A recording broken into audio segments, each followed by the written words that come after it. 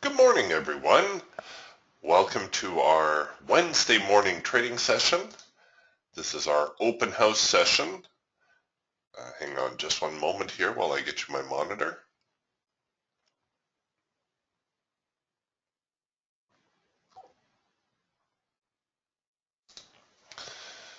Okay, here we go. For those of you who are new to the room, let me give you a quick overview. What you're looking at here is the diversified trading system. And it's diversified because we're looking at the market from three different points of view. Here in the top left, we have the Hawk Micro Scalper. Top right is the Falcon Swing Trader. Bottom left is the Eagle Trend Trader. And the bottom right is the Raptor. It's the latest addition to the DTS family. And the Raptor is kind of an amalgamation of the other three birds. It's trying to put the three signal generators onto one screen, so it incorporates elements of the Hawk Scalper, Falcon Swing Trader, and Eagle Trend Trader all into one. The charts you're looking at here are the NASDAQ. I'm also following soybeans and crude oil, but I would be happy to take a look at any market which is of interest to you.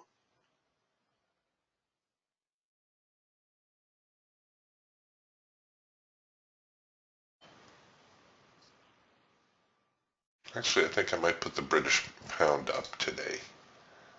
Let's see what's going on with the British pound.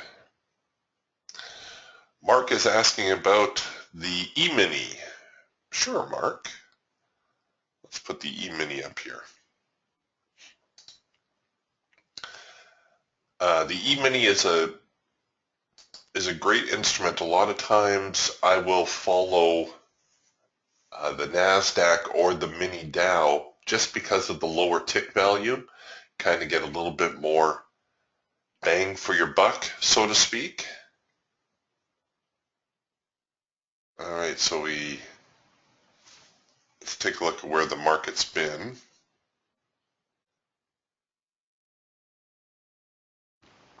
So let's take a look here on the Hawk Scalper for starters.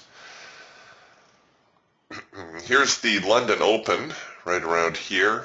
Actually, the market's not doing a whole lot. Very wishy-washy at the moment. Equal legs up and down. Finally got a little bit of a breakout here. Did generate a first micro-macro cross signal right here. This is one of our high probability signals on the Hawk. We'll see now how this market responds to coming outside of this trading range.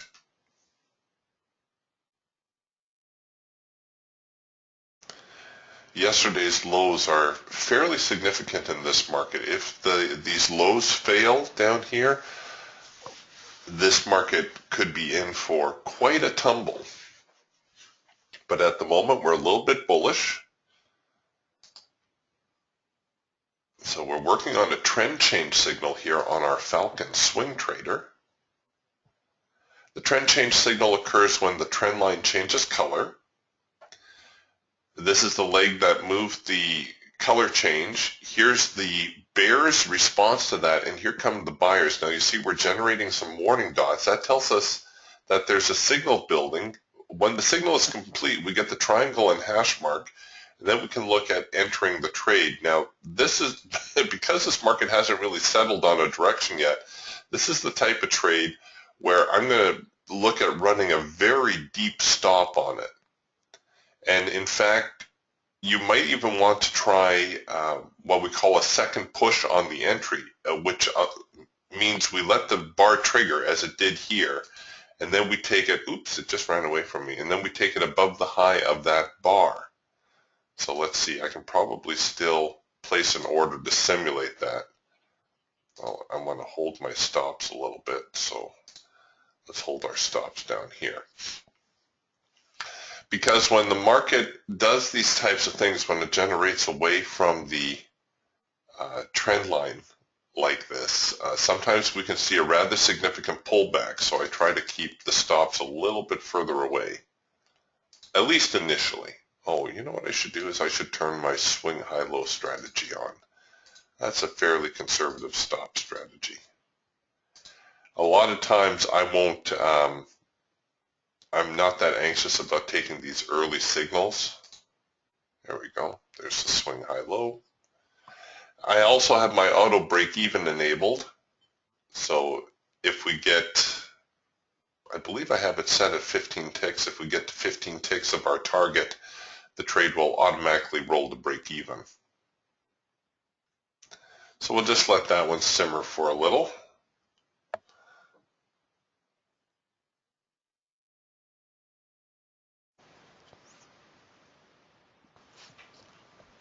Keys is asking about the time frame on the chart. No, Keys is asking, is this a 1 minute chart we're watching?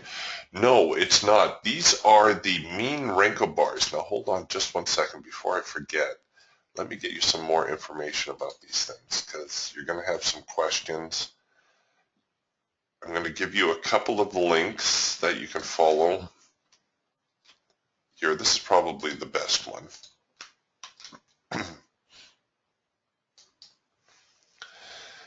If you follow that link, it will take you, you can follow the link toward the premium indicators.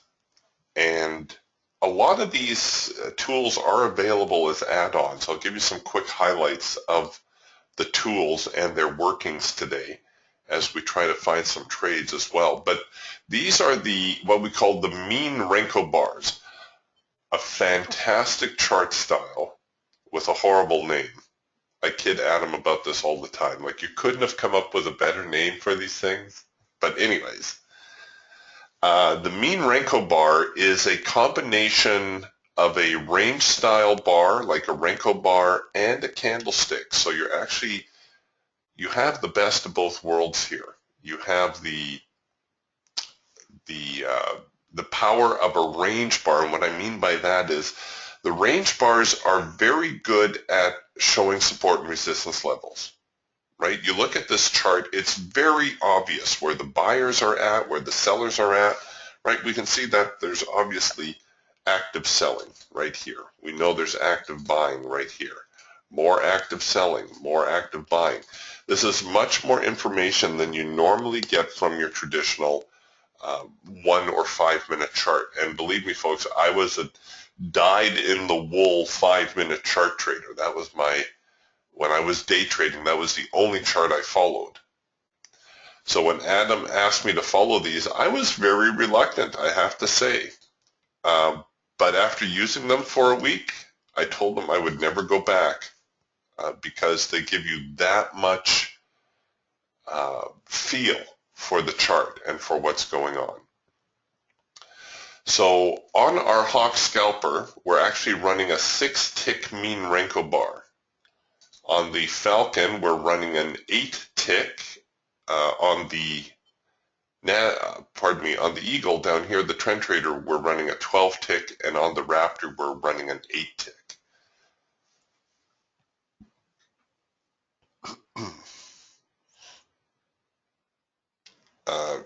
Keys is asking, are they only for NinjaTrader? Yes. The software that you're going to see me working on here today is specific to NinjaTrader. And everybody always asks, well, how come you don't program software for the other platforms?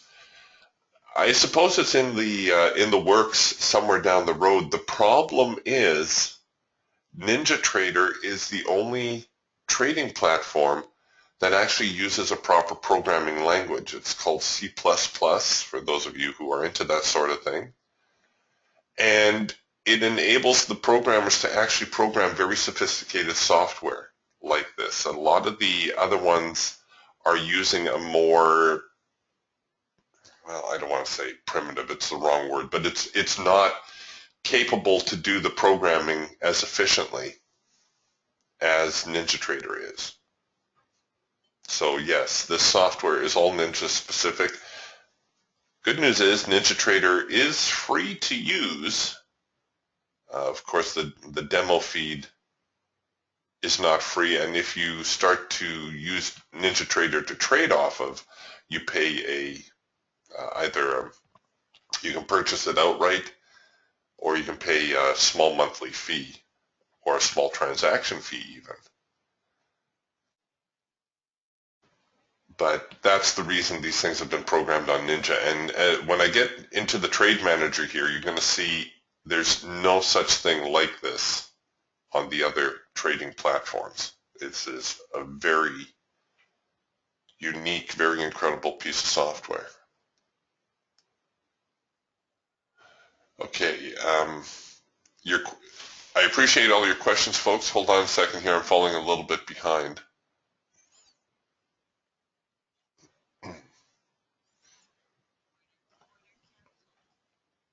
Okay, so we hit our break even. I don't know if you saw that. I should have rolled that up here so that you could see that happen live.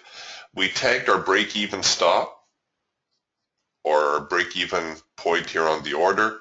The stops automatically came up. That's what these blue dots are here. Like I said, in a moment, I'll tell you more about Trade Manager. Stops automatically rolled up to break even, and shortly after we hit our high probability profit target. Don't be surprised to see if the market turn over a little bit now.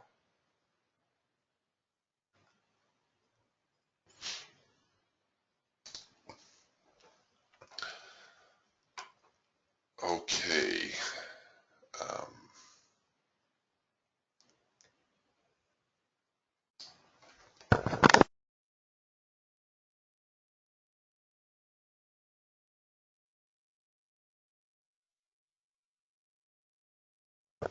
Sorry about that. I had a little coughing fit there. Mark is asking about the E-mini and such, and I will bring that up in just a moment. Oh, Mark also asked, perhaps we could talk offline about the different markets and the pros and cons. Absolutely. If anybody has any questions, let me give you my contact information. It's easiest to get a hold of me through email.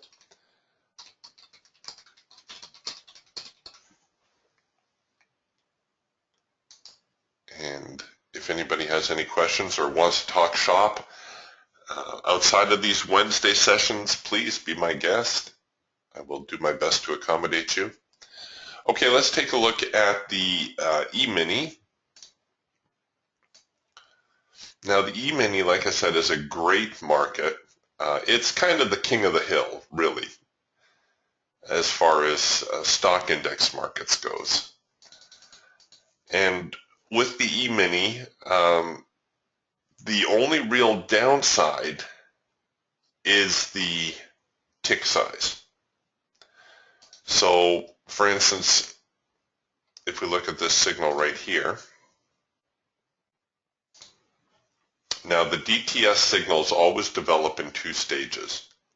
You get a warning dot and an audio alert telling you that a trade is building. And then when the trade is ready to go, you get a triangle and a hash mark. Now, not all signals are created equal. There's certain signals that we tend to focus on. And I'm going to show you what we refer to as a cheat sheet here just for a second so that you can see what I'm talking about. So here's a cheat sheet for the Hawk microscalper.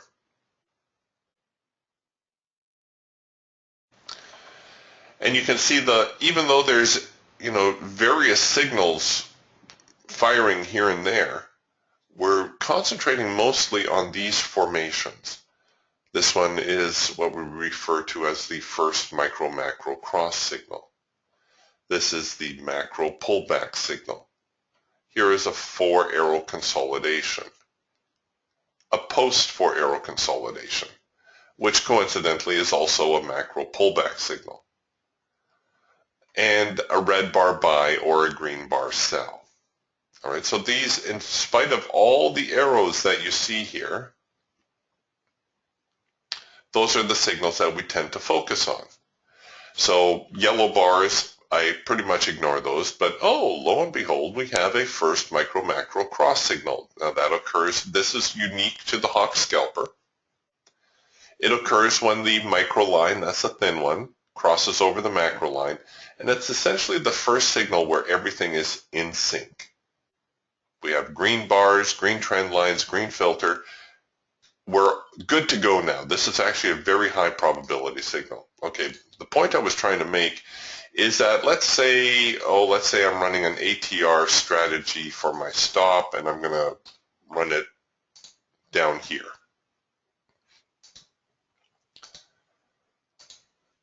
Okay, so running this sort of trade on the E-mini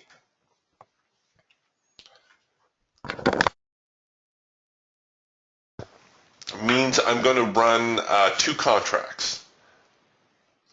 Now, I know that this trade is going to be mirrored on the NASDAQ and certainly the YM, because the E-mini does not really move independent of the other stock indices, right? If anything, the other stock indices a lot of times will move first.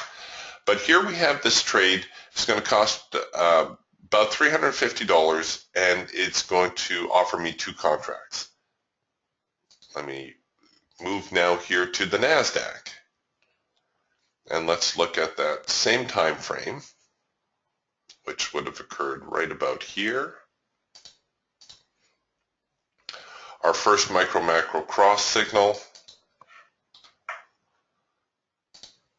And let's set up the trade with pretty much the same parameters.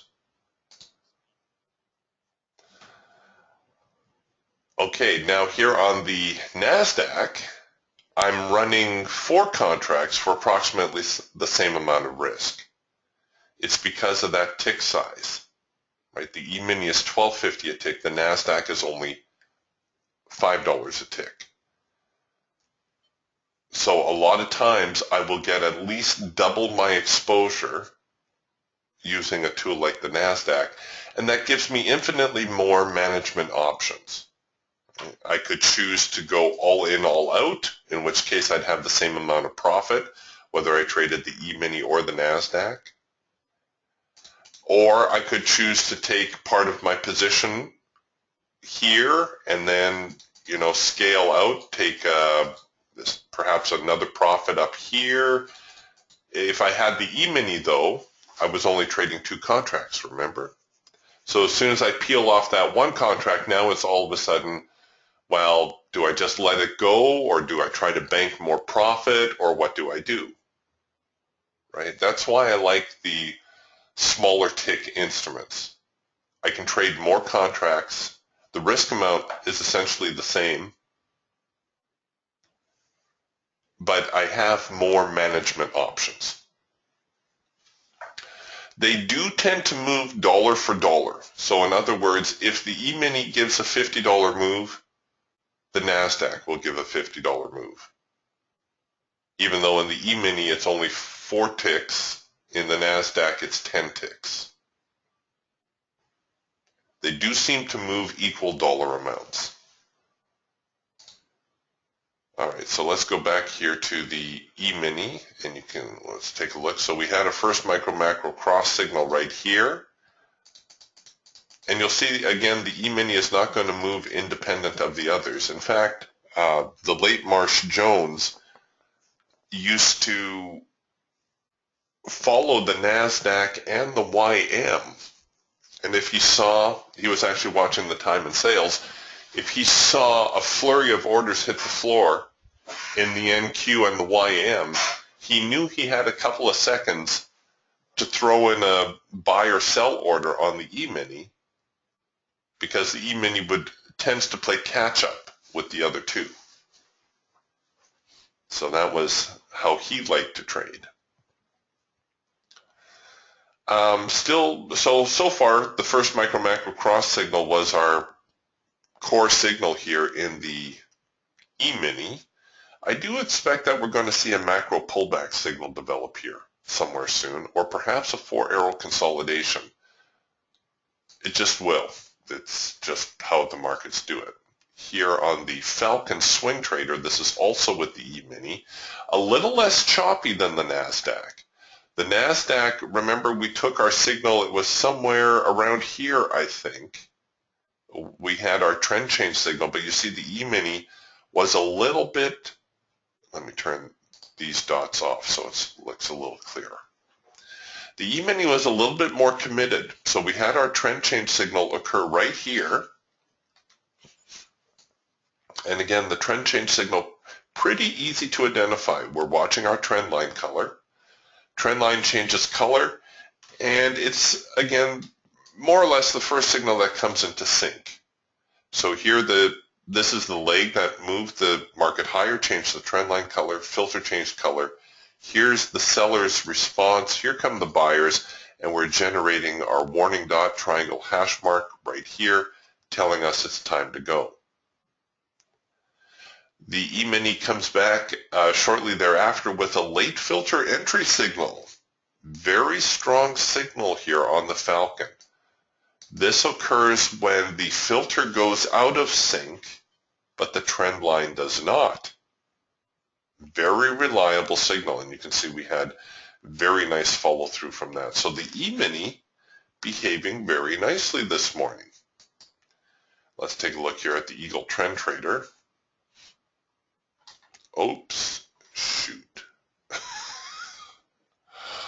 All right.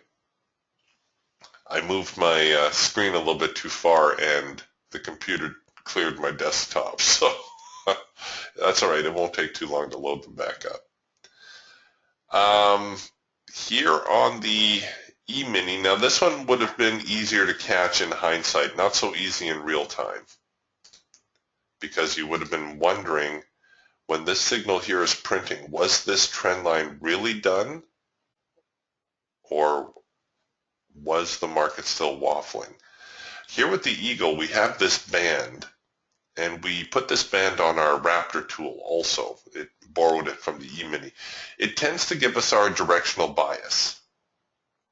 So at the moment, the band is still bearish, but just ever so slightly. And then it turns over, and look, we're generating a buy signal. A warning dot, triangle, hash mark. We got the whole deal. But it's just around the market open. That's why I said this is one of these signals that's easier to take in hindsight, because when it's building real time, this looks a little bit like a bear flag, doesn't it?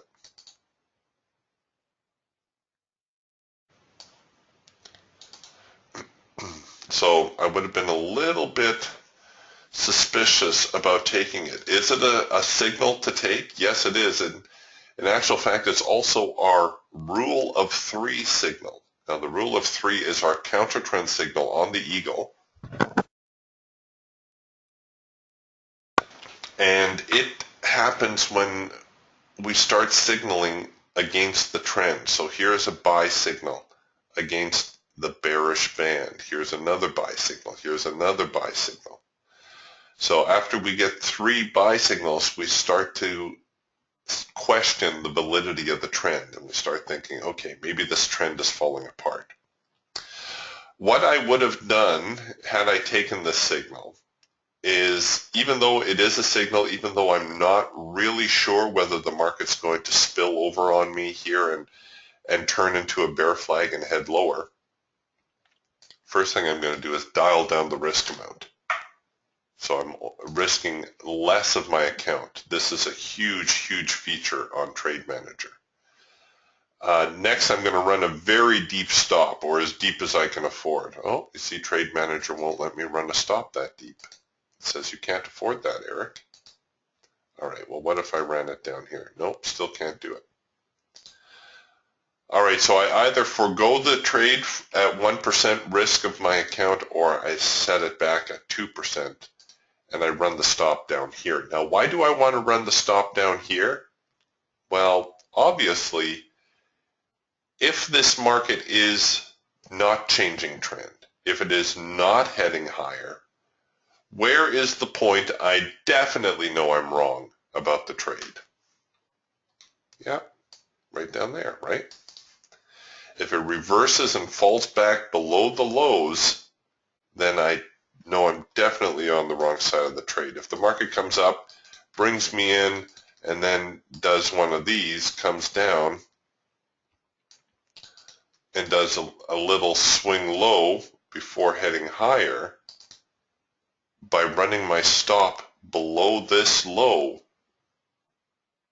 I at least give the trade a chance. Right? A lot of times as traders, we have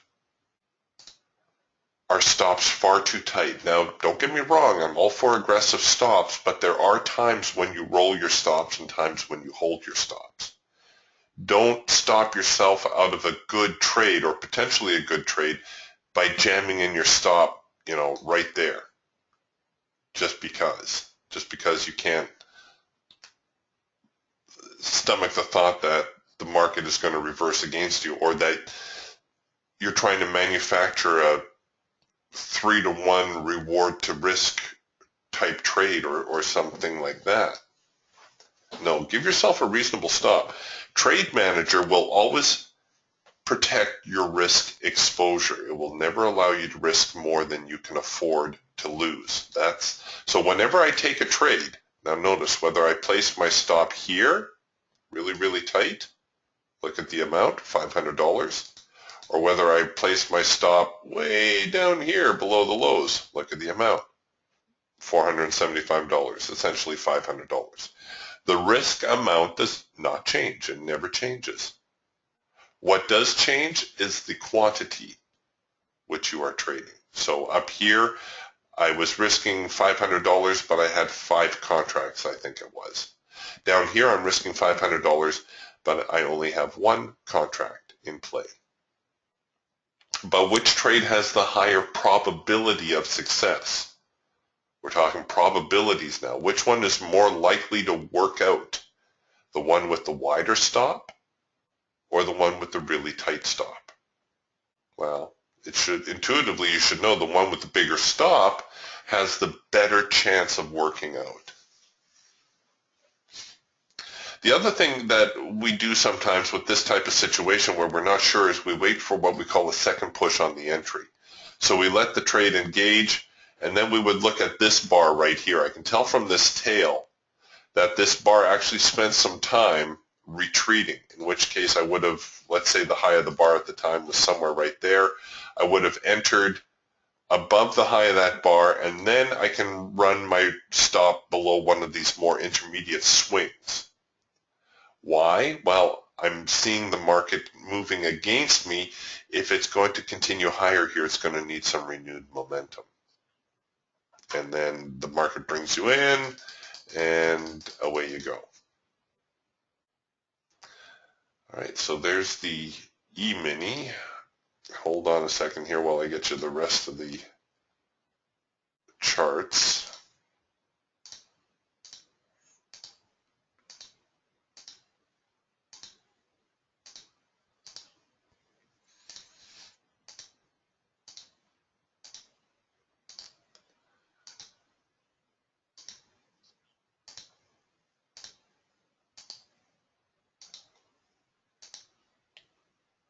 What am I missing?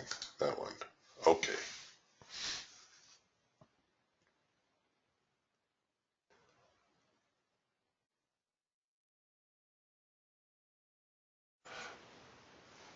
All right, you guys have got some more questions for me here. Just a moment.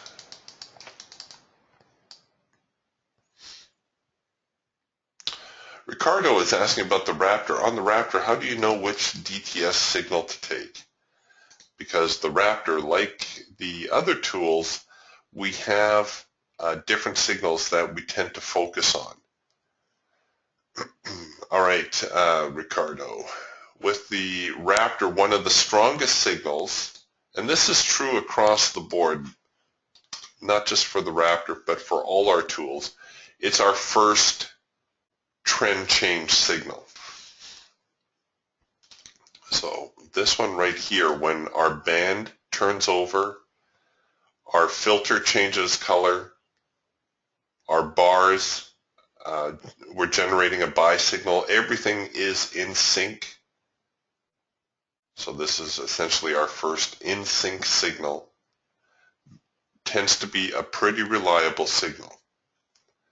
If I dial this back, you can see it happen here also, and you can do this on your own with your own tools, just so that you gain some confidence in it, right? Go find where that trend, where that band changed trend, find the first signal where everything is in sync, and see how it worked out. Let me see if I can find you a double pullback signal. That is also a very reliable signal, or tends to be. That one fell apart. A double pullback signal is when you get two moves into the hard edge of the trading band, and then we expect the market to emerge from there. That tends to be a pretty reliable signal. This one failed. We did get a signal right here to buy, but this one failed and came back with a reversal signal. With the Raptor, what you want to do is you want to pay attention to your yellow bar swings. Your yellow bars, unlike the Hawk, here in the Raptor, tend to cue you up a little bit more to trading opportunities. So look at how the market swings relative to the yellow bar signal. So we had a high here. We had a lower high here. We had a higher low, right? So we're starting to pinch a little bit. We're starting to do one of these. Oh, and all of a sudden, we get a double bar, or pardon me, a double pullback signal. Here, let me roll this over so we can pretend it's real time. So this is what this would be looking like. It looks like a double pullback. We have a higher swing low. We're generating a buy signal. So this is a signal where I would probably, oh no, sorry, we didn't generate a buy signal. My mistake. It generated on a yellow bar. For a second I thought it was a blue bar.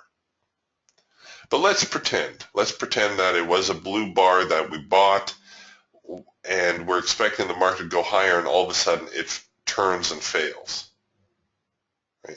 So this is actually a failure of a buy signal because it generated off of a yellow bar. It's a failure, and yes, I'm working on the Raptor cheat sheet so that you will have kind of the condensed version of these signals to follow. Let's see if I can find you a double pullback though. No, not yet. See, that's what I would anticipate we're going to get here on the Raptor now. We're probably going to see a failure of this signal, and we're going to generate one of those counter trend signals where we might actually see the market retreat all the way here to the hard edge of the bar. Let me roll back a little bit here.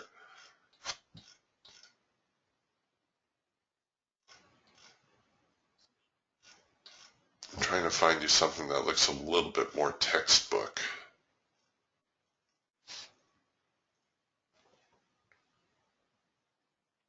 See, once again, I love the first trend change signal. Look at that one right down there. Just fantastic result. When the market starts generating yellow bars like this, I usually anticipate a double pullback into the hard edge. So there's one, there's two. I would have expected that to drift deeper. But once again, if you pay attention to how the yellow bars swing, you can see, okay, there's a low here, there's a low here, there's a low here, and we come out with a buy signal. Notice this buy signal, unlike the other one, which came off of a yellow bar, is actually a proper buy signal.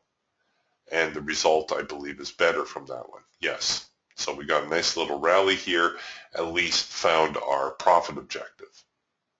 Oh, actually, that one ended up going a little bit higher still.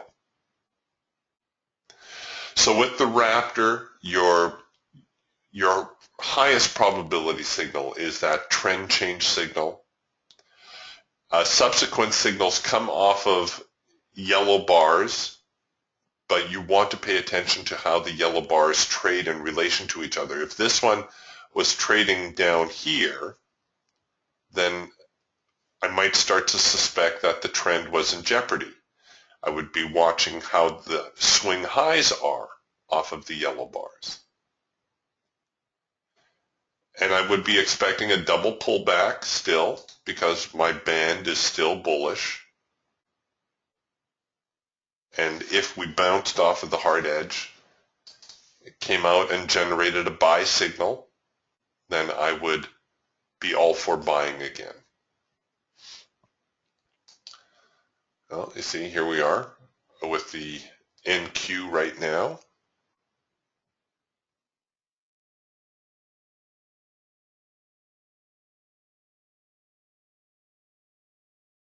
So we'll probably see it come up here, and then it will fail and probably retreat here to the hard edge.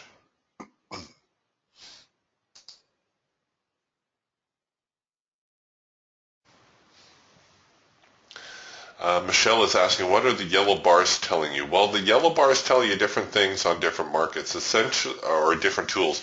The yellow bars are essentially a neutral bar, which is why I ignore them on the hawk, because they have very little directional bias. For every yellow bar trade, like this one right here, that you show me that it works out, I can probably find you 2 that fail. Now, currently, here on the hawk, we're generating a red bar buy. Because there's yellow bars around it does not negate the red bar buy. This is actually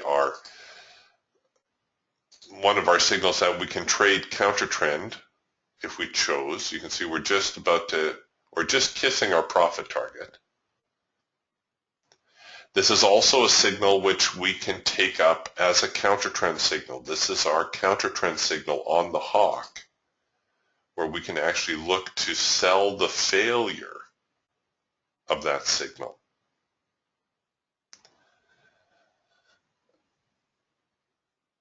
And we could set it up like this. A quick little scalp to the downside. It is a lower probability trade, so you can dial down your risk amount if you chose. And sometimes I'll just use it as an early warning. That the trend is changing and we might get a first micro macro cross sell signal. On the Raptor, the yellow bars show us a battle between the buyers and the sellers, that the market is reaching a decision point.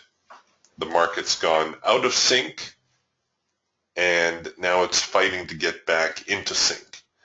So the yellow bars tend to highlight trading opportunities.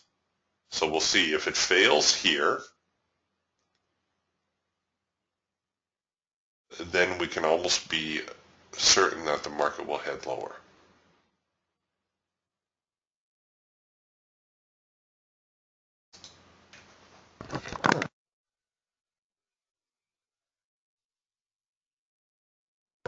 At least short term.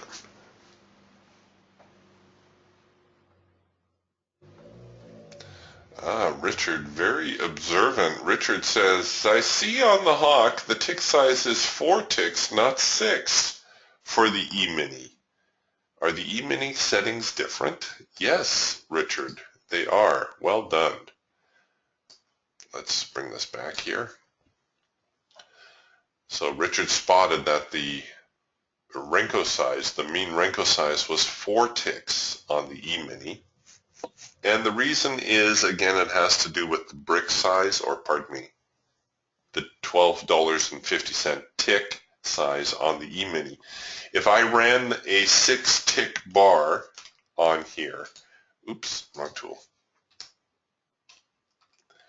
The E-mini trading session would start to look like this. These would be our daybreak lines, and there just wouldn't be many opportunities. Now, if you're going to position trade it, where you're actually going to hold through the night and so on, then this is fine. But if you're trying to day trade it, then you're just not going to generate a lot of signals. And this is supposed to be our scalping tool. So if the market you're looking at starts to look like this, where you're getting too many daybreak lines, that means the brick size is a little bit too large for the market you're trading. So we have alternate settings. For the E-mini, we go with a 4-tick Hawk, 4-tick Falcon, and 6-tick Eagle. So 446. And if you have a hard time remembering that, just remember that's the telephone prefix for Moose Jaw, Saskatchewan. That'll help you remember that.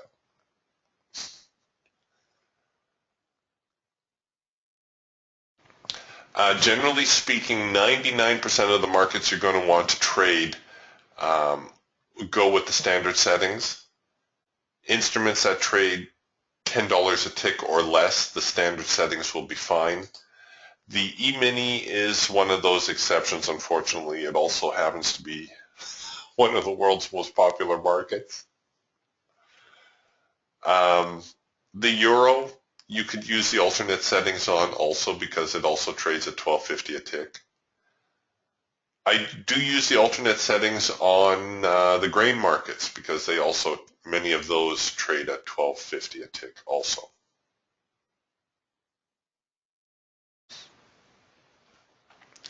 So here we're still working on our counter trend signal. I haven't activated it. I will activate it now. But you can see, even though I'm set up to sell the failure of the red bar buy, I'm starting to work on a first micro-macro cross to the downside here. So very often, don't feel like you have to take the lower probability signal. You can hold out for the higher probability signal. Our macro line is not quite in sync yet, so it's not a complete first micro-macro cross signal. But when it does print, you're going to see that the first micro-macro cross is not going to print all that far from where the red bar, the failure of the red bar buy occurred. And sometimes it will even print at a better price.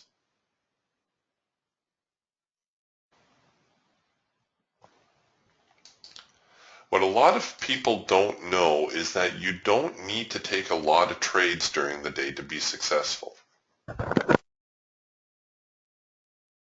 You really only need to take 2 or 3 or maybe 4 trades a day.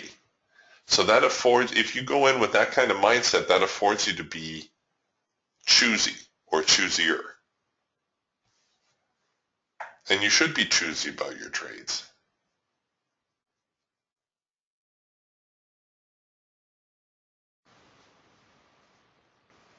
Okay, well, they're kind of slowing down a little bit now.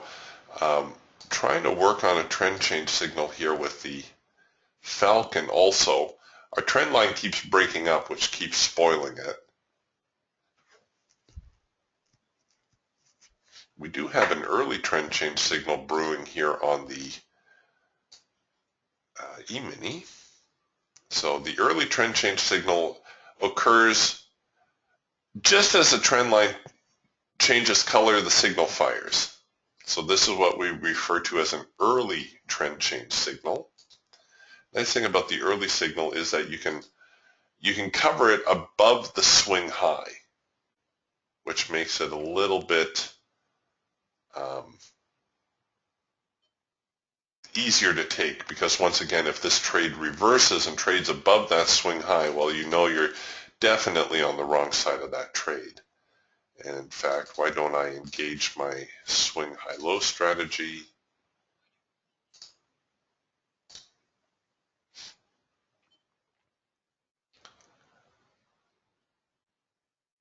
And we'll see how they do. I don't want to be too quick on the stop here, because what happens when the market changes trend? Remember the trend change signal down here? Right? It changes the trend line. The sellers fight it back. Well, we've just changed the trend line. Do you think the buyers are going to let it go? The buyers just put in this huge rally right here. Do you think they're going to walk away? No. They're going to try to swing it. How high or how far are they going to be able to move it? Well, I don't know. But that's why I'm running my stop a little bit deeper. Right? Because in case they swing it hard, I want to be able to hold on long enough to ride out the swing. Once I get this swing, and I know the market is moving in my direction again, now I can get more aggressive with my stop, and I can start rolling my stop in. I can go, tick by tick or whatever. I can be a little bit more aggressive. But because I took an early trend change signal, I'm being a little bit more aggressive on the entry, but the market isn't just going to fall, or it's very unlikely that it's going to fall straight down from here. It could happen. It does happen on occasion, but not usually. Not usually when we've got such a nice uptrend. In fact, this is a counter-trend signal, which is not usually recommended. I have the luxury of being a room moderator, so I can show you some of these things. While I'm showing you stuff, these lines that you see in behind here, this is an add-on tool. This is the Ultimate Support and Resistance Suite. So what it does is it forecasts support and resistance lines for the next trading day. You've got an assortment of 21 lines, 10 above, 10 below. The gold line here in the middle is our median line. The blue line just above there is our primary resistance.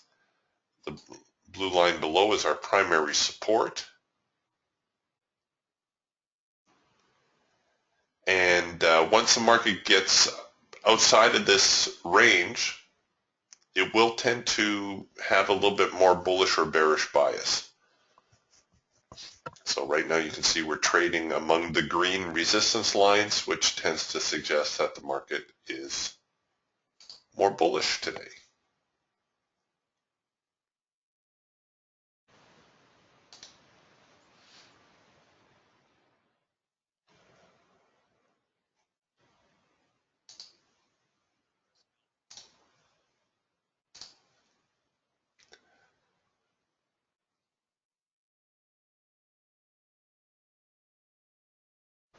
Okay, back to your questions. Oh, see, now we have a trend change signal here in the Falcon. Our trend line has changed color. We have that down, up, down pattern. We're getting the warning dots. We're just getting the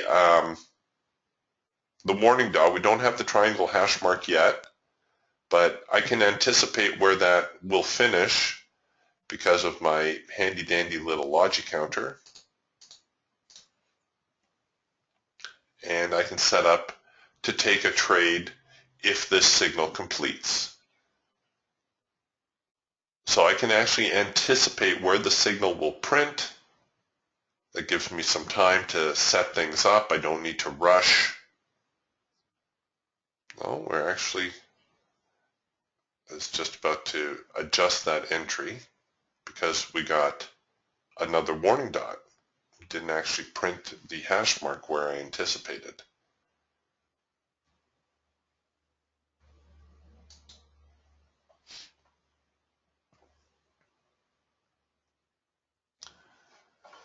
All right, back to your questions. Keys is asking, is this system also for Forex pairs? Yes, it is. Actually, Omar El-Tuki is our Forex trader with DTS, and he uses it to trade the Forex markets. I tend to prefer the futures versions, but, by all means, if you'd rather do the the pound US dollar pairing instead of the British pound futures contract, they all move the same, right? It's not like there's an advantage one over the other. They all move the same.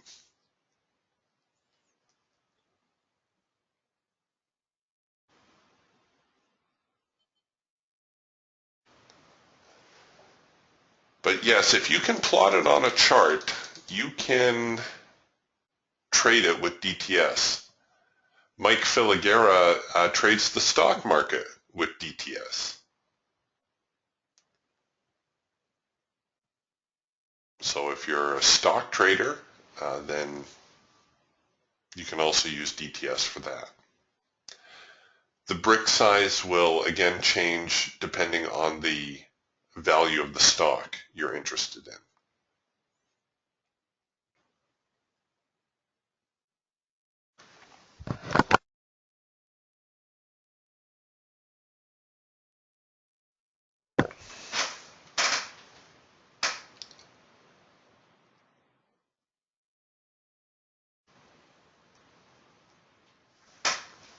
Mark makes an interesting comment, and this, I know this will be true for a few of you. Mark says, in the 2 years I've been trading, I've never looked at anything other than the E-mini. And that was due to the type of trading he started with. He says, I honestly need to admit my ignorance of the other markets and their relationship to the ES. And it's so true. You know, a lot of people, the E-mini is the sexy market. But sometimes you're better off looking at something like the NASDAQ or maybe even the mini Dow that will offer you a little bit more flexibility in your trading, a few more options.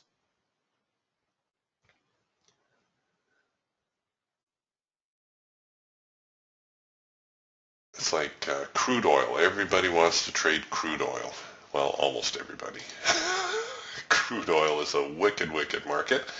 And speaking of crude oil, let's bring crude oil over here. We've got crude oil on the Falcon. And you can see it's very sideways today, right out of the overnight.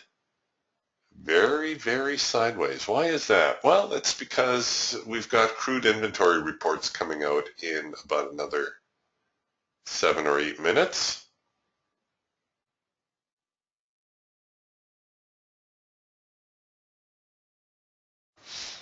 And the way the market has been trading, you can see we're hovering around $52, $53 a barrel. The market is very non-committal at the moment.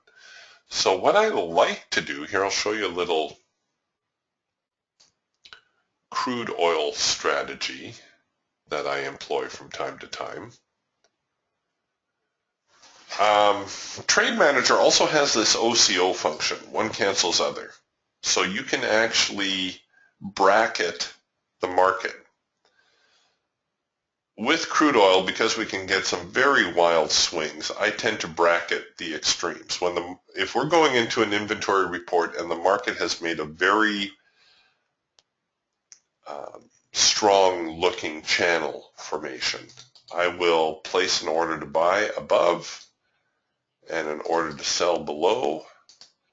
Now you should know these orders are live the moment you put them on your chart, so I tend to place them away and then I'll drag them in to where I want them to be. So I want to enter below this low. I want to enter above that high.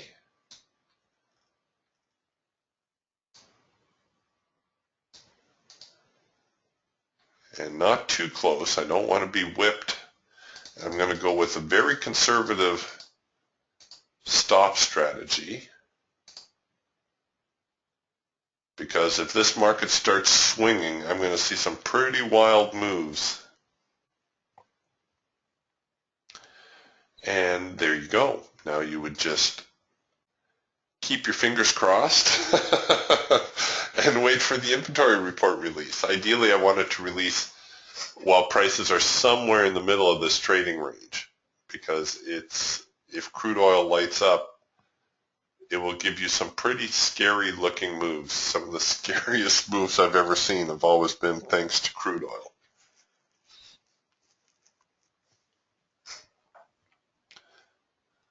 Okay, we'll come back to that in just a moment.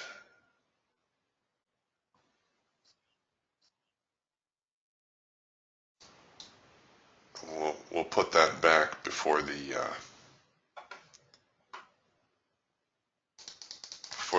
report releases. Keys is asking, is it a repainting system? If by that you mean that bar colors change after they've printed, no. If you mean they change while they're printing, yes. Like for instance, here on the Hawk right now, we've got this yellow bar printing. If it trades any lower, the bar will turn red again. Or should. Maybe not. It'll make a liar out of me here in a moment.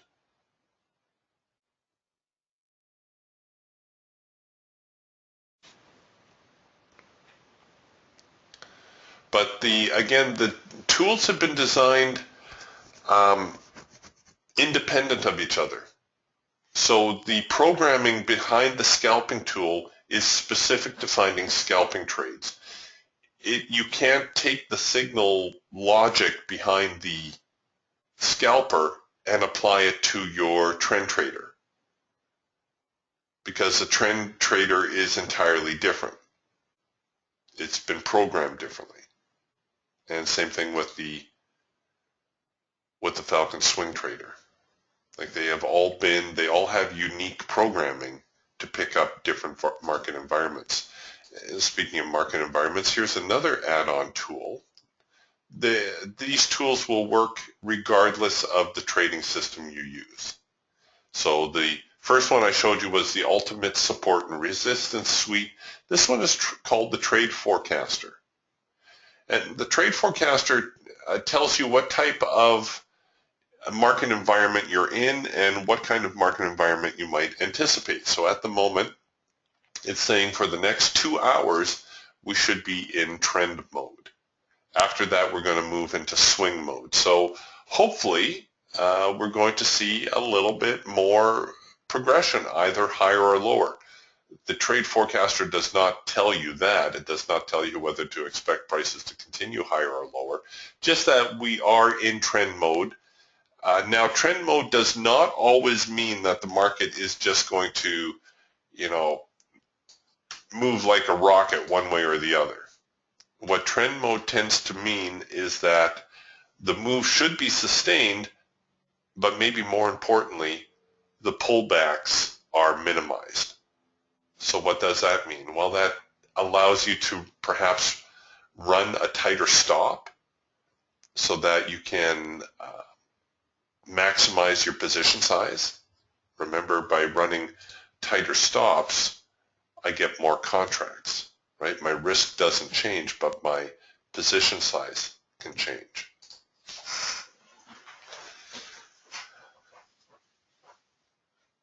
So that's the Trade Forecaster. And then our last tool, while we're waiting for the inventory report, our last tool is this one here. This is also an add-on. This is called the Day Ranger.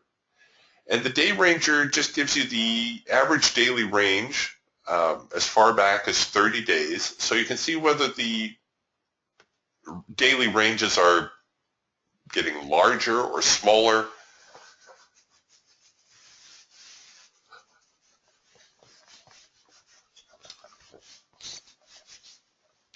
If the range is contracting, then you can anticipate that perhaps the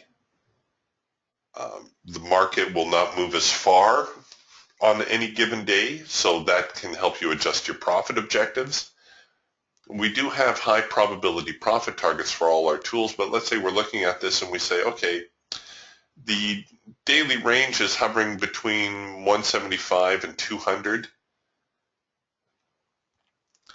So let's say we're going to take it at 180. And let's say I want to take 20%, or I want to run 20% as a stop. Well, in that case, I would run a 36-tick stop. And so I could go here to my fixed tick stop strategy, and let's say I was going to sell here. I'm going to run a 36-tick stop, and that will be 20% of the daily range. And let's say I'm going to sell this macro pullback signal that's building. That would be my stop, right? And that would tell me, okay, I've risked 20% of the of today's daily range. Oh, crude inventory just hit the floor. Hold on a second, folks. Here we go. Sorry about that. So we got filled to the short side. You can see Trade Manager automatically engaged a stop for me. Now, should this market continue lower from here, it will continue to roll my stop. That's the beauty of Trade Manager is once you're in a trade, see how it automatically rolled the stop? I could ignore this trade entirely and look at taking another position because Trade Manager is looking after my trade for me. Now, as the trade progresses, hopefully it'll go a little bit lower here and I can show you, you can adjust your trade strategy. So you turn on your preview button. Let's say you want to say, oh, well, how are parabolics performing? Maybe I'd rather be in parabolics instead of the chandelier strategy. No, parabolics looking too cozy. Okay, maybe what are the ATRs like? Okay, maybe I want to dial the ATR back a little bit. Right, so you can play with your strategies. You can adjust them on the fly.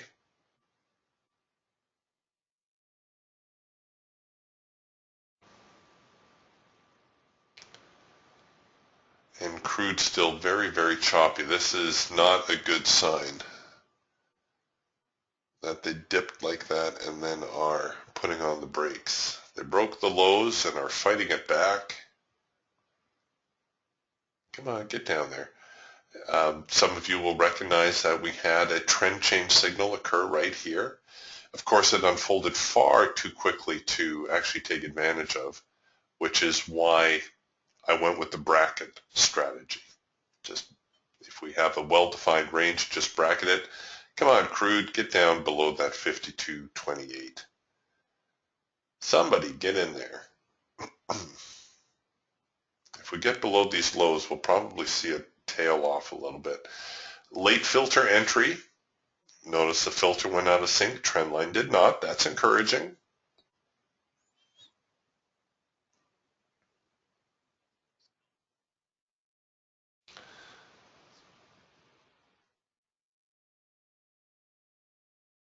Come on, get down there.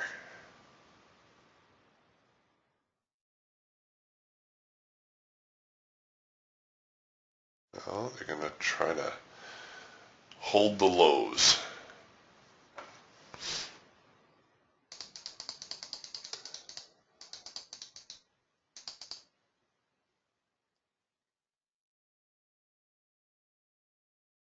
Okay, got a question here about the eagle. What's that thin red line on the eagle? This is actually an ATR line. Mike Filigera put me onto this. If you're running the eagle and you don't currently have this on, it's really quite easy to do. You just go to your indicators and you roll down here to all your IW tools, and you're going to see one called IW ATR Trail. That one right there. Just double click on that. It will show up in here. You don't need to change anything else. And what it will do, it'll give you your squiggly red and blue line. Mike Filigera uses this just as an added filter. He likes to see the market in sync with this line. He likes to see signals in sync with that line. And you know my criteria for adding anything to a chart. If it helps you make a decision, great. Use it, keep it. You know, I've got a friend who loves Bollinger Bands. Just cannot trade without them. All right? If Bollinger Bands float your boat, then by all means put Bollinger Bands on, right? But if you're looking at this and then the one time you say, oh, well, okay, Bollinger Bands are down here, they're bouncing off of the low, gee, I don't know, are they breaking the low? Should I sell? Are they bouncing? Should I buy? As soon as you start doing that, as soon as you start waffling, get rid of them because they're not helping you. You don't need anything else other than what's on here to trade, but this was one addition, like I said, that Mike Filigera put me onto that I found helpful. The way I would use it is like uh, right here, we're generating a buy signal, but we're against the ATR, right? We're underneath the ATR. So I would actually use the ATR as a guide. I would enter on the other side of the ATR, and you can see that that actually would have kept me out of a potentially poor trade. So that's why I keep the ATR on there.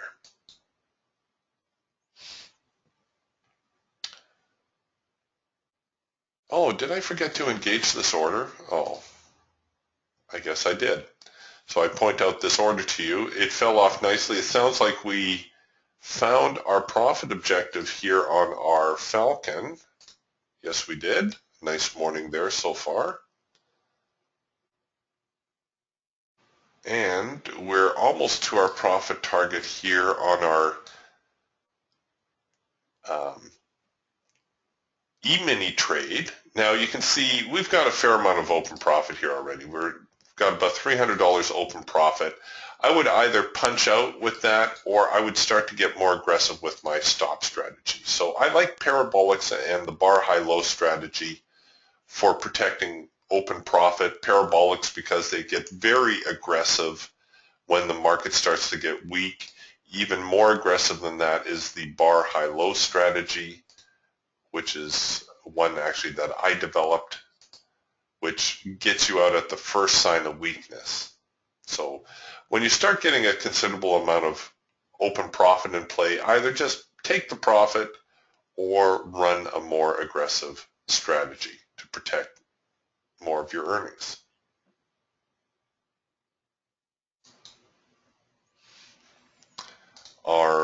Here's our crude oil trade. So the market's probably moved far enough. I'm going to, again, go with a more aggressive strategy, maybe even take this trade to break even right now. If it continues lower from here, great. And again, you have to balance it with your open profit. Right? We've got $170, $180 in open profit. There's nothing wrong with that. You know, it's like I like to say, if you're walking down the street and you see a $170 bill laying on the ground, are you going to bend over and pick it up? If you're walking down the street and you see a $50 bill laying on the ground, are you going to stop and pick it up? Well, right here, right now is a $200, $210 bill sitting on the ground. Like we all have our pain thresholds, right? It's always that fine line between maximizing your profitability and holding on for more. But don't be stupid. You know, if there's boom, $260 there, and that's your pain threshold, then take the $260. Regardless of whether this market continues to fall off and rack up $1,000. You don't know. Nobody knows. I don't care who you are. Nobody knows where this market is going to go from here. If it reverses and stops you out at break even, remember we had a break even trade here, are you not going to kick yourself around the block for not taking the $200 when you had it? Or the $250 when you had it?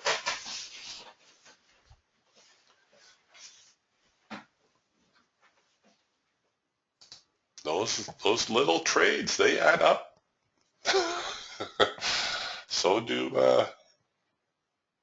the big ones, yes, but those little ones.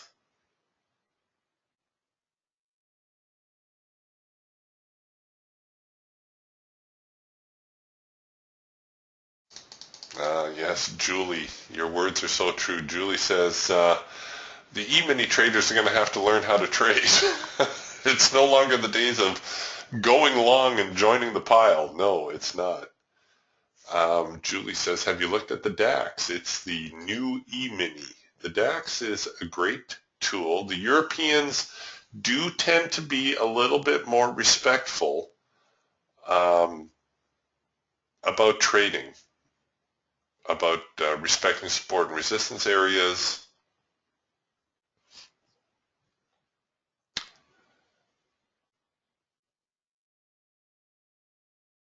So we'll load the DAX up on here. We can take a look at that. Oh, good. The E-mini hit our profit objective on that Falcon trade. Crude oil still tailing off. Actually, the crude oil trade is a good example, too, of why it's always nice to have multiple contracts in play, right? Here we had our trade. We were looking to buy above, sell below, but we got in with a single, right? And that leaves you with that whole trade management headache, right? If we had been trading more than one position, we could have peeled off one contract and still had one in. But of course, it all depends on your account size. You don't want to be risking more than you can afford. And unfortunately, a market like crude oil, it's hard to put in more than one position at times. So here's the DAX. The DAX, well, we'll look at the swing trader, why not? DAX actually looking a little bit choppy this morning, but it would be near the close of the Euro session by now.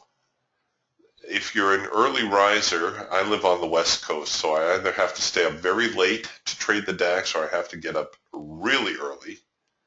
But for those of you on the East Coast, and certainly for those of you in Europe, the DAX is a good choice. And there was a lot of activity here this morning in the DAX. So London open right around here. First, our trend change signal right here. Oh, look at that. The first half hour, I would have slept like a baby after nailing that trade. Boy, what a strong move lower in the DAX. And then we get the trend change signal to the upside. A little bit of a shot to the upside. Another trend change signal to the upside. Oh, that one was sweating the trade. No, I'm not sure that one would have made its profit objective. Let's see.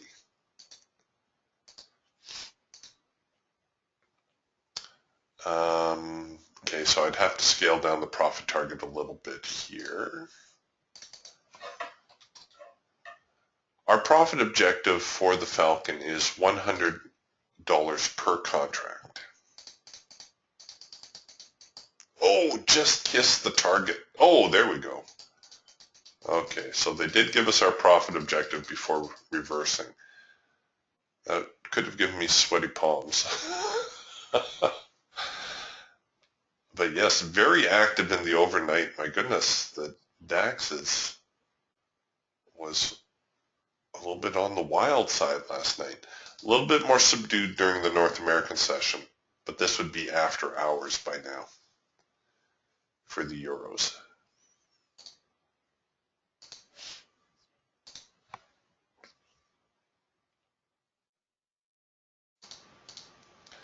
The DAX and the E-mini tend to follow each other around also, although the E-mini's taken a little bit of a dive, the DAX not so much. So here was our E-mini trade.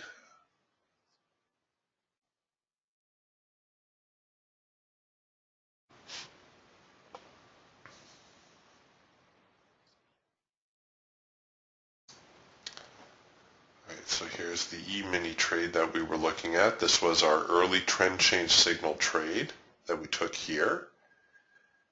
And the market fell off nicely. We also had a proper trend change signal occur just a little bit later. And still very good progression out of that.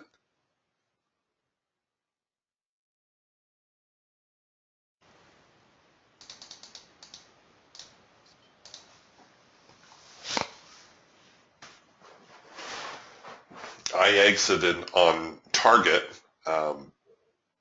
but if you were trailing a stop, you could still be in this trade.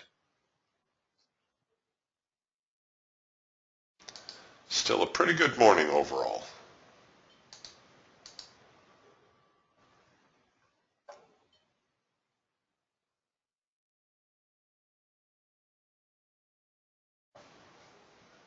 Mark is asking, how do you trade when the news happens? I.e., do you trade the news or trade around it or what? Mark, it might surprise you to know that I am woefully ignorant of news announcements. If it wasn't for you guys in the trading room, I probably wouldn't even know. Well, I would know about the FOMC reports. I do follow that. But I'm usually fairly ignorant of the other reports. Crude oil inventory, I know about because everybody reminds me about the crude inventory. A lot of times I will just trade the signal on the chart. So for instance, if I'm getting a first micro-macro cross signal or a trend change signal on the Falcon or a double pullback signal on the Raptor or whatever the case may be, I will trade the signal regardless of whether there's a report or not. You can usually tell there's a report because the market will start to look like this, where it just starts waffling. If you're watching a tool like the Hawk, you're going to get a lot of yellow bars introduced. You're going to see your filter breaking up quite a bit. And even though I may not always know that, oh, they're waiting on the non-farm payroll, or they're waiting on consumer goods, or whatever report they're waiting on, I do know that the market is in a choppy phase and it's best left alone until it gets outside of the chop or I generate a high probability signal. Now I know that may sound strange that I don't pay attention to the reports, but really folks, there's reports every single day. And the problem with a report is not the fact that the report itself, it's how the market anticipates the report. Not what the report says, rather how the market anticipates the report. Crude inventory, for instance. Let's go back here to crude inventory because we know it was crude inventory today. So before the report released, we identified that the market was within this trading range, right? It was trading between here and here. What does this tell me about the report? Can I tell you that however many million barrels will be considered bullish and how many will be considered bearish? No, I can't. But I can tell you, because the market is very constricted and congested, that the report will probably have some bearing on which way the market is going to move. Sometimes the market, going into the report, the market already has a trend established, and the report essentially just confirms the trend, although occasionally it will reverse the trend. If the market has a trend going, and then the report is released and it reverses on the trend, well, that tells me that the report was not what the market expected. See, the way the market is right now, the market doesn't know what to expect. The buyers and sellers are both hesitating. The sellers take the market by breaking the low. That's where we got in. But look at what happens. Look at how the buyers are fighting it. They're still trying to digest the report information and determine, is this report bullish or bearish? Well, first off, I can't even get that information as quickly as they can. It'll be several minutes before I see the information. And in the meantime, you know, this is going on, and I might miss out on an opportunity or not. So in this case, the market actually continued to tail off. But it's all about perception. If, for instance, the market is perceiving that the report will be bearish, but it is not as bearish as they were expecting, prices will rally. So even though on the surface the report seems bearish, prices go up. Likewise, If the market is anticipating a bullish report, but it's not as bullish as they were expecting, prices will come down. And that's why, you hear it all the time. Markets rally off of bullish reports, or pardon me, bearish reports, and fall on bullish reports.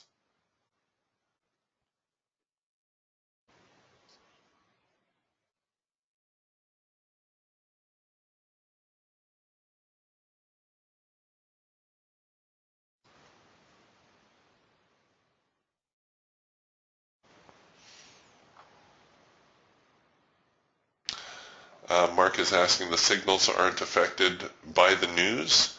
Well, the signals don't know the news, right? The signals do what the signals do. So let's go back here to crude. Let's take a look here. This is the hawk. Shortly after the report was released, right here, we generated a first micro-macro cross signal right there. And then a few moments later, we generated another first micro-macro cross signal right there. So this, the signals itself, the tools themselves don't interpret the news. They just interpret what the market is doing in response to the news. So now we're working on a 3-arrow consolidation, which we'll see whether we come back with another signal here. It looks like it's actually going to fail. Oh, actually, we had a 3-arrow consolidation right here.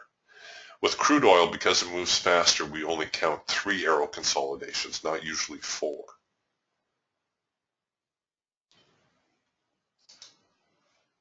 Here's crude oil on the eagle. Okay, so here's a high probability eagle signal, which actually came in the wee hours this morning, a green bar sell off of a hard edge bounce. This is a signal which is unique to the eagle, very strong signal, and you can see that it triggered well before, hours before the crude inventory report, but it was still got you in on the right side of the trade. So it's almost as though the prices knew what the market was going to do before the market knew what it was going to do, which is always why I've been more of a price trader than a fundamental trader.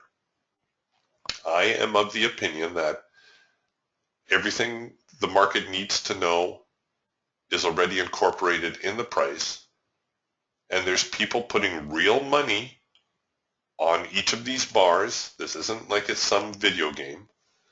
Well, it could be the world's most expensive video game. But the people in the know are putting real money on real positions. They're selling crude oil from here off of this hard edge bounce. They're selling it lower.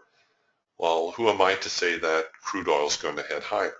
Whether or not I knew there was an inventory report coming out today, that still would not have changed the validity of the signal or the fact that I still would have taken this signal. You will be amazed how many times DTS actually prints a signal prior to the report and how accurate the DTS signal will be. Like it's almost like it has a crystal ball and it knows which way the wind is going to blow before it actually happens. Julie says, I should be paying attention to the DAX. It's a great market. All right, Julie, I will pay more attention to the DAX. I used to trade the Stocks 50, which is the European Dow Jones. I was very pleased with that. But it's also because of the hours you have to get at it a little bit earlier.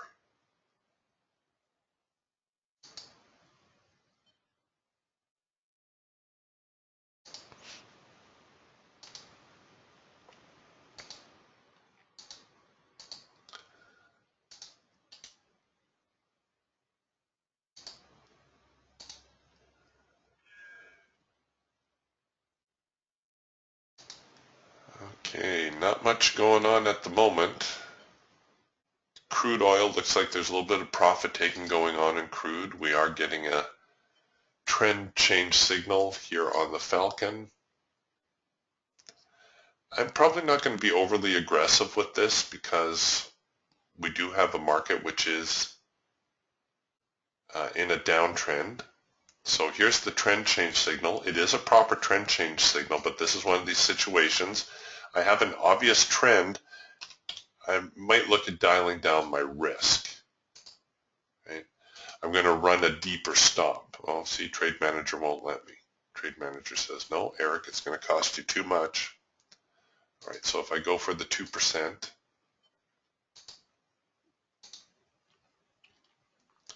I can run a trade like this. I can also wait for a second push on the entry. In other words, I let it engage, show me where it wants to pull back.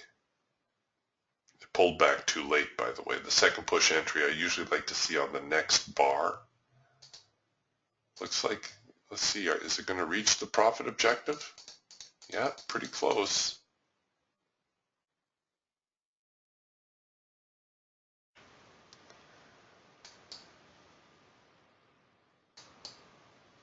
That's why I always encourage folks to take the time and go through your charts and look at your signals and look at the follow through on your signals, because that's how you're going to get confidence in your signals when these trades are printing real time. Right? It's always easy to do in hindsight, but when you have your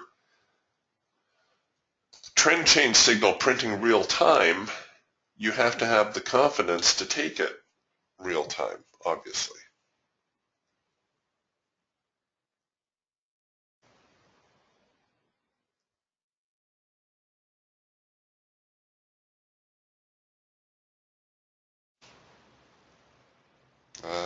Julie, you strike me as being a very sophisticated trader. Julie says the money flow from the U.S. going to Europe once the Fed starts tightening. I would agree with that. But do we really think the U.S. government is going to start tightening? They've been running it as slack as they can for so long. Julie says, I got 515. I'm not sure which trade you took, maybe the crude oil trade. She banked $515 and I'm mad I took the trade off. It could have been double that. Oh, well, that's trading. You should never be upset about your profit, folks. Try to learn from it. You know, make a note in your journal, the market conditions, and maybe next time you'll leave it on a little longer. But well done, 515. That's fantastic. Good for you, Julie.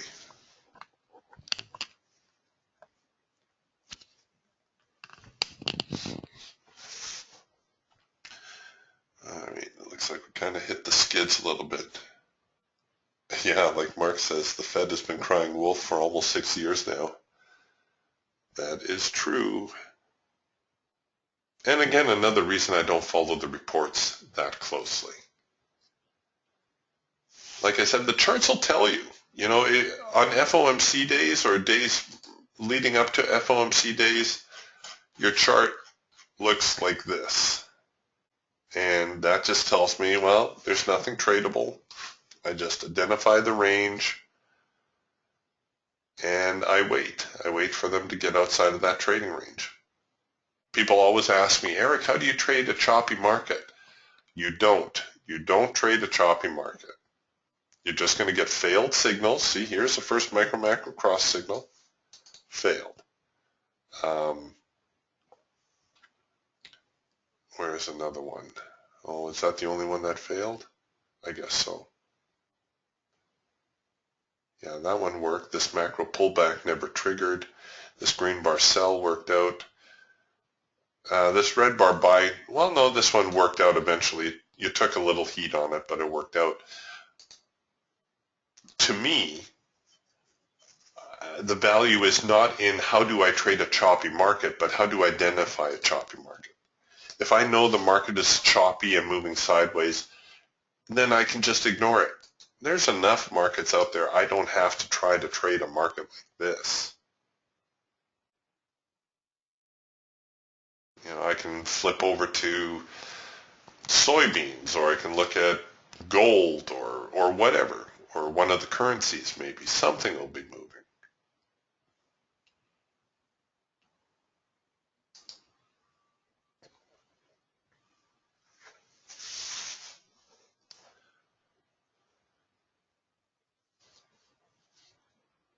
All right, well, while we're waiting, I'll take a few minutes just to describe the Trade Manager. This Trade Manager is an incredible tool.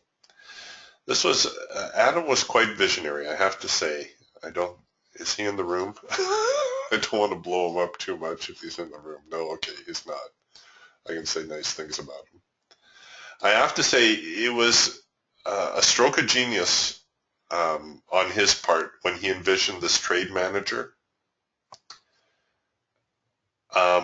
But the programming behind this tool is immense. This tool was actually several years in development because the programmers had such difficulty getting it right. But they nailed it. They finally got it.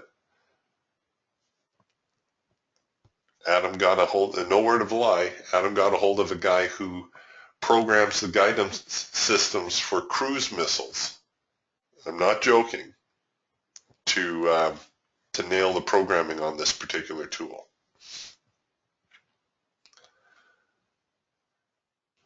What the Trade Manager does is it essentially allows you to trade the same way Wall Street trades by protecting your risk exposure. You can set your risk exposure. You can set it at whatever you want. Ideally, anything less than 5% of your trading capital is considered prudent. But the beauty of Trade Manager is that it never allows you to risk more than you can afford to lose. So let's say we're looking at this first micro-macro cross signal here. Whether I place my stop really tight, you see I'm risking $440, or whether I give myself a more reasonable stop, I should go a little bit deeper. Oh, okay. I'm on the cusp here. All right, $380, so it looks like it's going to be around $400. If I give myself a little bit more reasonable stop, or even if I give myself a very, very wide stop, you see my risk amount does not really change. I'm still risking an amount which approximates 2% of my trading capital. This gives you a great deal of freedom when placing a trade, because I don't need to agonize anymore about trying to minimize my risk, right? The way most people do it is they go here and they say, oh, gee, okay, I'm going to try to run my stop right here so that I keep my risk really small. I get a 2-to-1 reward to risk ratio and all this kind of nonsense. And really all you end up doing is you jam your stops in so tight, the market takes you out at the smallest hiccup and you never have a chance of reaching your profit target. Much better for you to run a reasonable stop, give the trade a chance of success, all the time knowing if the trade does not work out, you have never lost more than you can afford. Right? Now, $460 might look like a lot or might look like a drop in the bucket depending on your trading account. But based on my trading account, this is an amount I can afford to lose and it will not hurt my account. So let's say you're trading a $10,000 account, 2% would be $200. Well, a $200 loss isn't going to put a dent in a $10,000 account, right? It's not going to cripple your account. You're going to be able to continue to trade. And let's say you take a string of losers and you dwindle your account down to $9,000. Well, now 2% you're risking $180 on each trade. And there's going to be instances where you're not going to be able to take the trade. Trade Manager is going to say, oh, okay, I'm still there. Let me dial down the risk some more. Trade Manager is going to say, nope, you can't afford it. It's outside of your your parameters. You can't afford to take that trade. Now, it is a sliding scale. Smaller accounts need to risk a higher percentage. Larger accounts can afford to risk a lower percentage. But the point is, by controlling your risk, you're not going to blow yourself up. And by correctly capitalizing yourself, not only are you not going to blow yourself up, but you will also be correctly capitalized so that when you do hit a winning trade, you can maximize on your wins. You will always maximize your earnings. This is truly how you cut your losses short and let your profits run. It's not so much having a trailing position in play, although that is always very favorable, because if you catch a move like this, that makes up for several scalping trades or a couple of swing trades. But even if you don't, even if you just go all in, all out, which I find a lot easier on the nerves, you don't need too many trades at $150 a pop to make a good day. I have people all the time saying, Eric, all I want is to make, a couple $300 a day. Is that possible? Shoot. $200, $300 a day? Yes. Absolutely. A resounding yes. Just concentrate on your high probability signals. Here's a first micro macro cross signal. Boom, $200 in the bank. Thanks very much. See what tea time I can get. Most traders run into problems when they start over trading, when you try to take every single signal. But that's not the answer. The answer is to focus on your high probability signals and add more positions as your account allows. Some of you may not have heard this, so I will.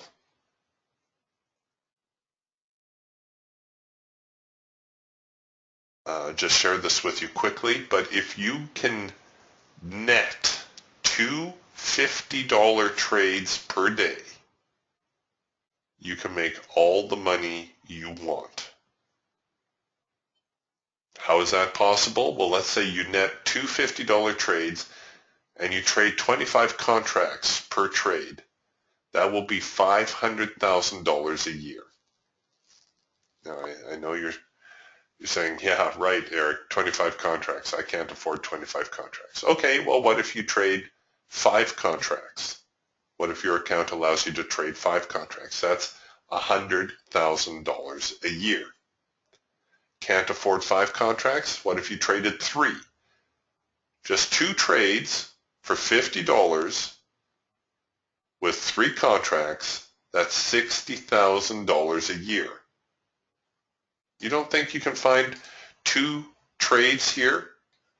Well, there was one right there. There was another first micro macro cross right there. There's another first micro macro cross right there. Here's a macro pullback signal. These are all high probability signals. If you nab just 2 of those, and now admittedly the market went much, much further. It would be very nice to have a runner in play on a day like today. But even if you didn't, if you nabbed just 2 of those with 3 contracts, you did that day in and day out, you would make $60,000 a year. I know a lot of people working a lot harder than that for less money. What if you did that with 2 contracts? That's $40,000 a year. How would an extra $40,000 impact your lifestyle?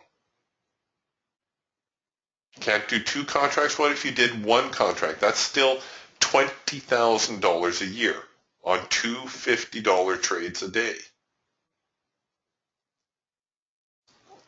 It's all in the numbers, folks. What could you do with an extra 20 grand this year? I'm sure you could take the family on a really, really nice vacation. Maybe do a little work on the house, fix up the car. phone in sick a little more often. Don't, but honestly, when people come to me and they say, Eric, I'm having losing trades, what am I doing wrong? 99 times out of 100, they're over trading. Well, actually, I should say, well, yeah, 99 times out of 100, they're over trading, and 90 times out of 100, they're risking more than they can afford on the trade. If you nail those two things, you'll do much better for yourself. Mark's got a couple of great questions here. He's asking about straddling trades, and yes, I will show you that in a second. He's also asking about runners. Let me point out the runners to you while we're looking at this. These blue dots that you see here, these are the stop strategies, right? This is where Trade Manager would run your stop. We have 16 different stop strategies to choose from. They are all fully customizable. What you can do is you can split up your trade down here. You see right now I have target 1, I'm on 100%. If I wanted, say, to take half on target, I would dial that down to 50%, and then the other 50% automatically defaults to a runner. I can also have multiple targets. Let's say I wanted to take half off at target 1 and take another 25% of my position off at target 2. Now the runner defaults to 25%, and I need to enter a target 2 target, let's say 30 ticks. So now when I place my trade, let's say this is my trade up here, my first micro macro cross, let's say I set it up like that, you see Trade Manager does everything for me. It restricts my risk to 2% of my account because I have it set at 2%. It sets target 1 at 50% of my position, and it will round down. So if I had 5 contracts in here, it would still only take 2 contracts off. And then it takes another 25% of my position at target 2, and then it leaves 25% of my position on as a runner. So I would bank $100 there, I'd bank an extra 150 here, and now I would have a runner in play for the remainder. It also allows auto break-evens, which you saw me use. Here, I'll show you what the auto break-even looks like. I'll just punch into an order here. So I have an auto break-even. My stops are automatically set according to my stop strategy.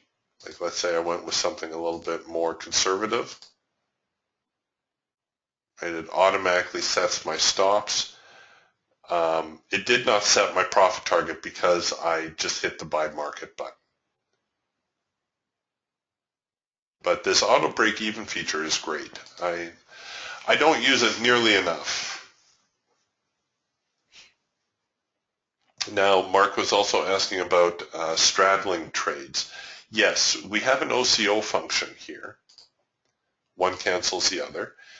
The only thing you need to remember using the OCO is these orders are live the moment you put them on your chart. And we enter them via the chart trader. So I'm right-clicking on the chart and then placing the order. If I want more than one OCO order, I just toggle the OCO,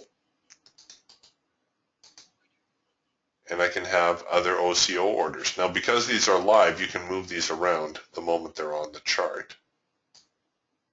And I can do this as often as I like. You know, I can set as many OCO orders as I want.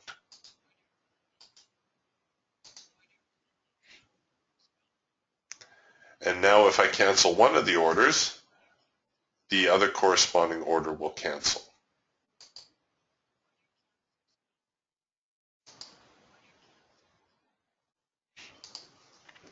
So that's kind of useful when the market has made a tight range, like we saw in crude oil this morning. Or sometimes, you know, you'll just look at the market and you'll say, yeah, okay, that's a range. Maybe I'll just bracket that range. right? And then you can go in with your OCO orders to sell below, buy above.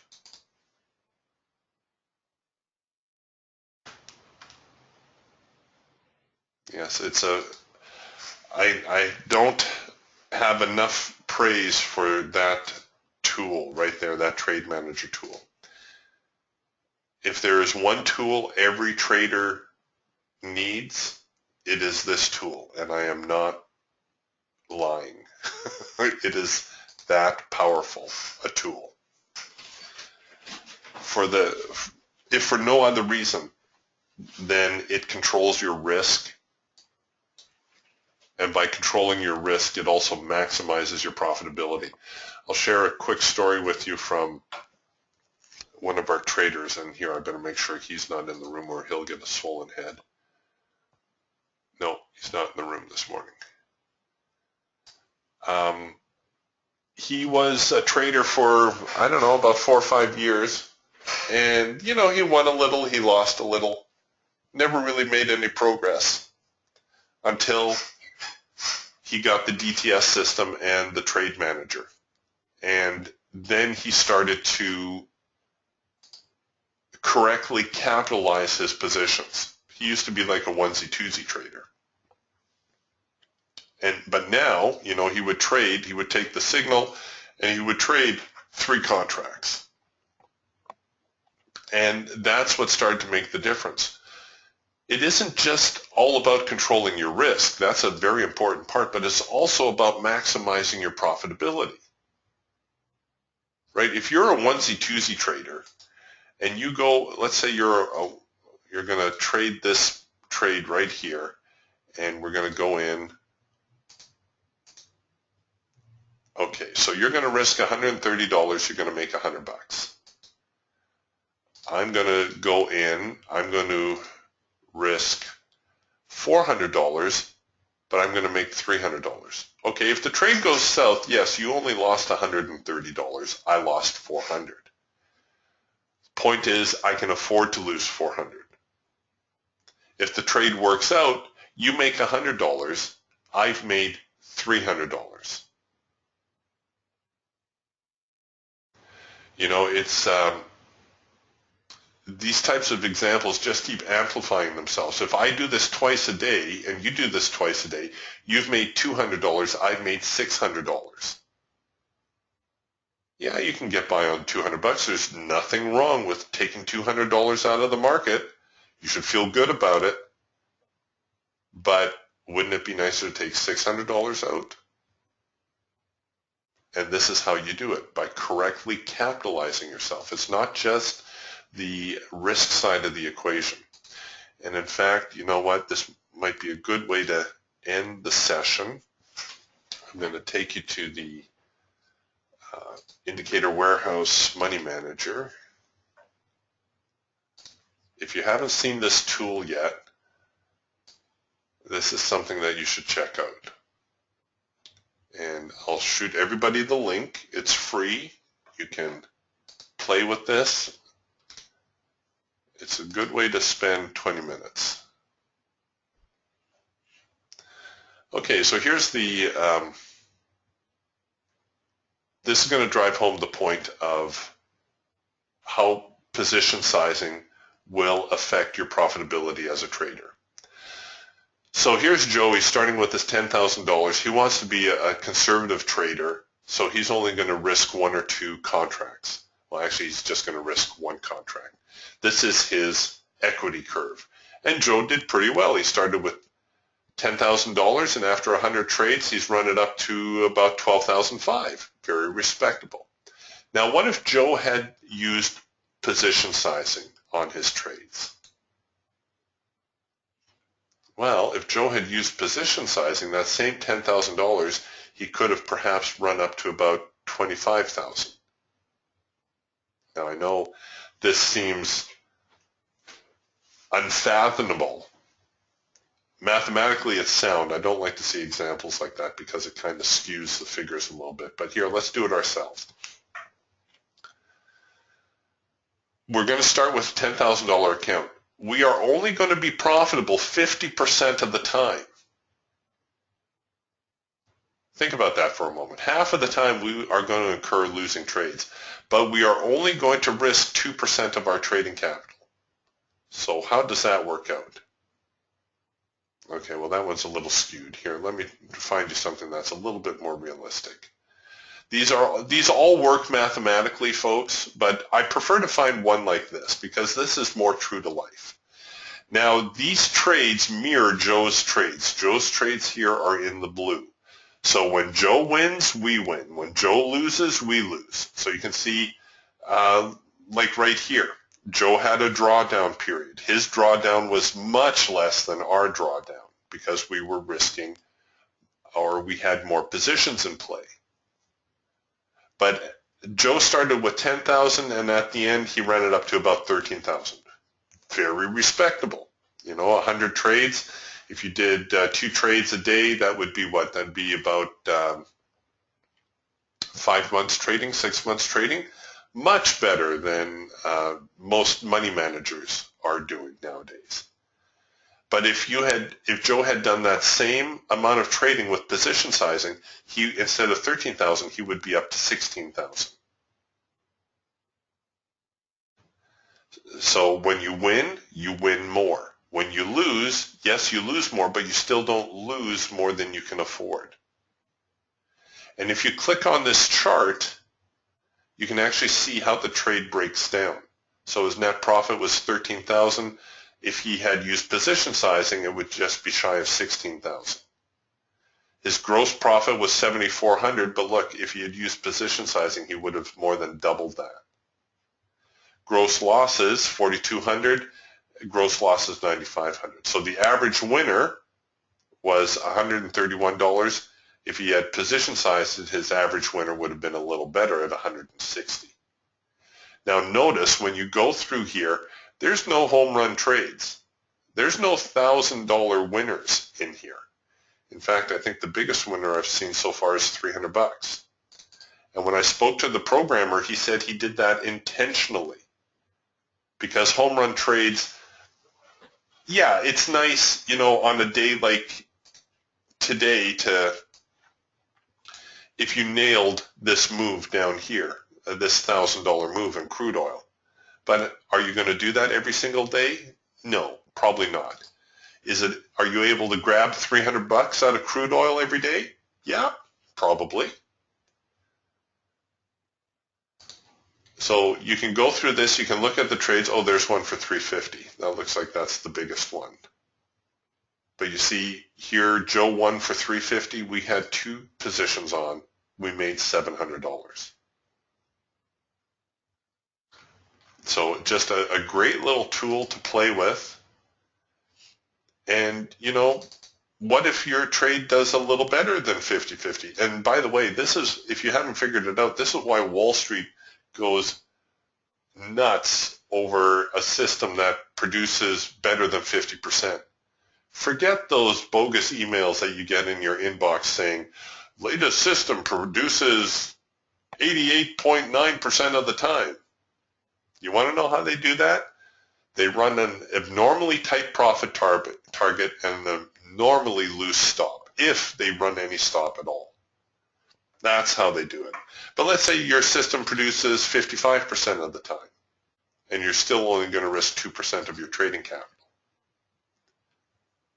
So Joe starts with 10. He runs it up to about 16,000, maybe 17.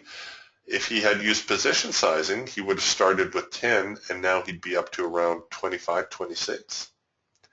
And notice this, for the first 20 trades or so, 15, 20 trades, we were in tandem with Joe. Our position sizing did not do any better or any worse.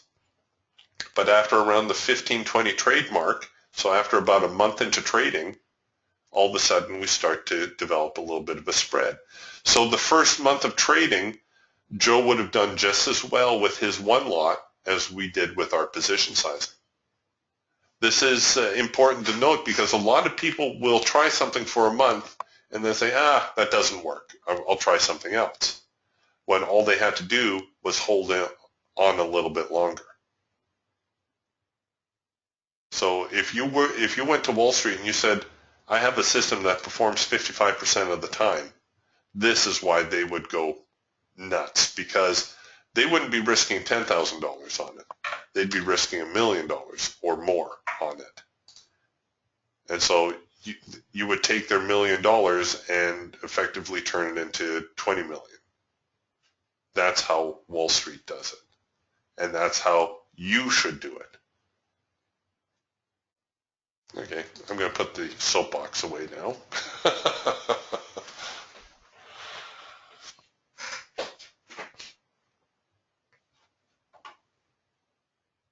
All right, you guys, if you have any more questions, please type away. Otherwise, I think we're going to shut up the room today. If you are trading this afternoon, the stock indices just seem to be waffling. I think, they've tested the highs, they've tested the lows. Until the NASDAQ gets below 43.30, I think that was yesterday's low. I don't think we're going to see the NASDAQ tail off. The E-mini, well, they've had a little bit of a recovery here. So we'll see if we get a trend change signal here to the downside. They may come down and test the lows. I do think there is a little bit more potential in the downside than the upside today. Crude oil, well, I think we've seen the move du jour for crude oil. I think they're going to stay flat the rest of the session, which is very crude oil-like. Okay, you guys. Yeah, it doesn't look like there's any more questions. You are very welcome. Thank you very much for your attendance. And I hope that you'll be able to join us again next Wednesday for our open house. And until then, we'll talk to you soon. Bye for now.